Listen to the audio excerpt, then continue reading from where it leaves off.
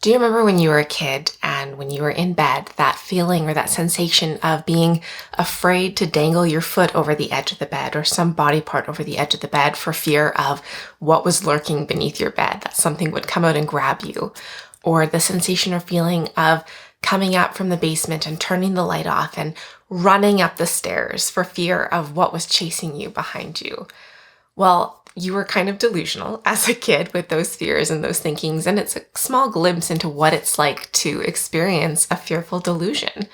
And now, what if you weren't able to outgrow that delusional thinking and you still experience this as an adult? These are still things that I experience as an adult, perhaps because of my increased perception to delusional thinking and having less of a hold on reality. My perception of reality, because I live with schizoaffective disorder, is sometimes skewed a little bit. And so this sometimes translates into my understanding and my assumptions about my environment and my own safety at times. Like when we were all kids, my imagination runs away with me sometimes, and I'm a little bit more susceptible to getting swept away in that delusional thinking. Now, I mentioned the fear of not wanting to dangle limbs over the edge of the bed or running up the stairs when you turn the light off in the basement because you're afraid of what's following you.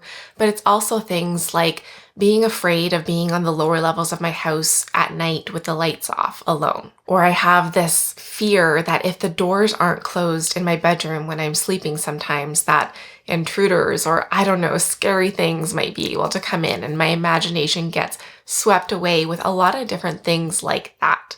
And now I get that this is somewhat normal. People, have these kind of irrational fears around stuff like closing doors, like I mentioned, or stuff like that. But it gets taken a little bit further, I think, in my case, because I live with schizoaffective disorder, where it becomes kind of debilitating and a really distressing thing at times. I sometimes go through prolonged bouts of experiencing these fears or, sensations of my environment and dangers in my environment when I'm experiencing more symptoms or when I'm more symptomatic. So it definitely correlates with when I'm having a more difficult time with my illness, that these types of fears pop up more and kind of linger more as well. I don't really know if this is a part of my schizoaffective disorder and delusional thinking, but I definitely do feel that this sort of problem is exacerbated by my issues around being susceptible to delusional thinking and whatnot. And so I'm not sure if this is a universal experience for people who live with schizoaffective disorder or schizophrenia, but it is definitely something that I deal with. Obviously, dealing with these kinds of fears and whatnot increase my anxiety and stress, which is a problem. But another problem that it creates is this kind of fear around going to bed, because a lot of my delusional thinking and delusional fears center around, things that have to do with me being asleep or me being in bed. And so this kind of creates a problem because sleep is really, really important for me in terms of staying well.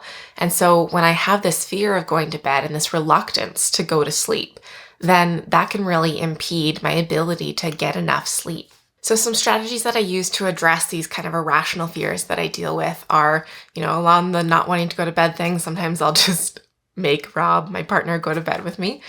He doesn't really like that, but sometimes that's kind of what it takes, and that can be effective for me to feel safe and grounded by bringing my partner to go to sleep with me. I also sometimes just try to talk about it with Rob, my partner. This doesn't make these delusional fears and whatnot and irrational fears go away, but it does help me to kind of question them and question this altered state of reality or altered experience of reality that I'm having. If it's really distressing or agitating and I'm experiencing a lot of anxiety around it, sometimes I will take PRN or as needed medication that I have for anxiety, which kind of helps to just lower my anxiety level and just kind of ground me a little bit in that regard. I've been trying to use a weighted blanket more often as a kind of a grounding technique and a way to literally physically ground my body. And I really find that it just helps me to get a better, grip on reality and to just feel more grounded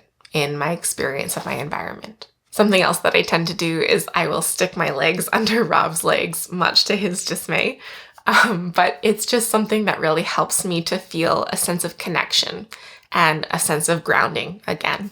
So these irrational fears and this kind of, falling into delusional thinking about this sort of thing is something that I experience and that I deal with and struggle with at times. Again, I'm not sure if this is a universal experience for people who live with schizoaffective disorder or schizophrenia, but I can kind of see why it would be correlated and why having an illness like schizoaffective disorder might make me more susceptible to falling into this irrational train of thought. I would love to hear from you as well. Do you fall into this kind of irrational thinking or irrational fears that I've mentioned in this video, or do you have others that I haven't mentioned? I would love to hear from you in the comments below. I also just want to quickly mention our online peer support community, which you can join by becoming a patron on our Patreon page.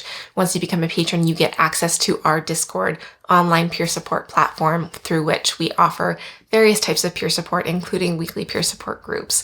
It's a really, really wonderful resource, and if that interests you, make sure to check out the link to our Patreon page in the description below. Thank you so much for watching, and as always, wishing you and your loved ones good health. We'll see you in the next video. Bye.